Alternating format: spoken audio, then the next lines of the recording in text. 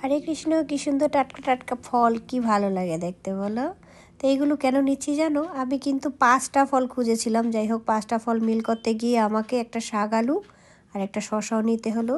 আর আমাদের দোকান থেকে চাল নিয়ে নিলাম, কলা আর কমলা লেবু আর বাতাবি লেবু মিলে 2 রকমের ওই 5 পদের ফল নিলাম। বাড়ি থেকে কিছু চাল নিয়ে নিচ্ছি। এইগুলো নিয়ে যাব আমি বুড়া বুড়ির পূজায় ফল ঢালতে যায় যে সবাই, সেখানে। তবে এই বুড়াবুড়ি শুনতে একটু এরকম মনে হলেও এরা কিন্তু দেবদেবী। আমি যদিও জানি না এরা কোন দেবদেবীর অবতার, খুব সম্ভবত শিব পার্বতী কিংবা বা দুর্গা মহাদেব এমনই কিছু হবে। তো এই তো বেরিয়ে পড়েছি, যাচ্ছি সেই বাড়িতে। তবে রাধা কৃষ্ণ এরকম কিছু না, সেরকম হলে গীতা ভাগবতে অবশ্যই থাকতো, কোনো দেবদেবী অবশ্যই হবে। তো যাই হোক, সবাই করে এইটা, এই পুজোটা করলে নাকি বাচ্চা কাচ্চারা ভালো থাকে, তো মায়েরা করে, আমিও সাথে সাথে যাচ্ছি। আর আমার মাও যাচ্ছে, আমার ছোট ভাইয়ের বউ প্রতিমা ও যাচ্ছে। আর এই দেখো বোচাই সিদ্ধা, এ বোচাই সিদ্ধা নামই জানি আমি, আর কিছু জানি না। আর এটা হচ্ছে সিদ্ধাবাড়ি, সবাই সিদ্ধাবাড়ি বলে। এই যে উনি মানে এইখানেই উনি সব কিছু করে, সাধনা করে, পূজা পার্বণ করে, সব দেবদেবীর চলে এসছে। এখন তো ভালো, হ্যাঁ ভালো আছে তো।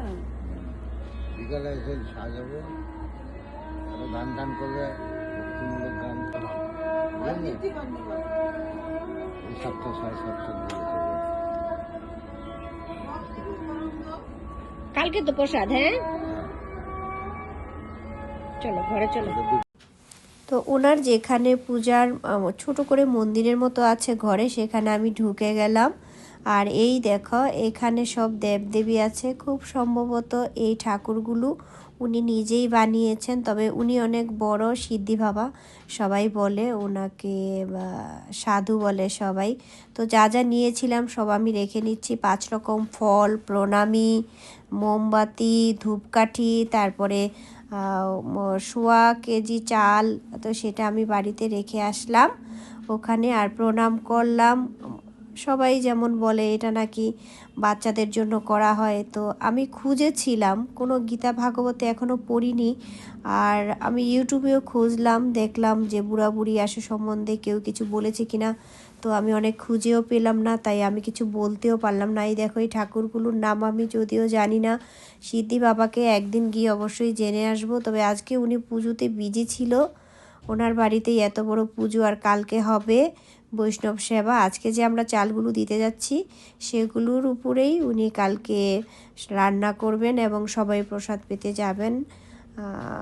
দেখো এটা হচ্ছে হাত দুটো যেহেতু উপরে, তাহলে মা কালী বানিয়েছেন উনি, মনসাও দেখলাম।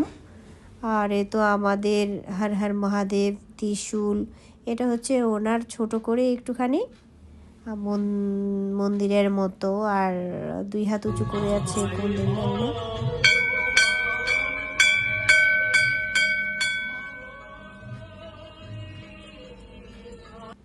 তো মাও গেছিল আমার সাথে, মা প্রণাম করে নিল।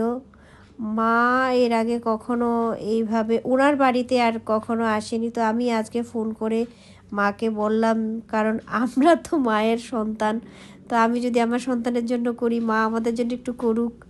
মায়ের আশীর্বাদ এমন করে না করলেও হয়, মা সর্বদা সব সময় সব জায়গাতেই মায়ের আশীর্বাদ আমাদের সাথে থাকে। তো ভালো থেকো সবাই, আর ভালো থেকো সবাই।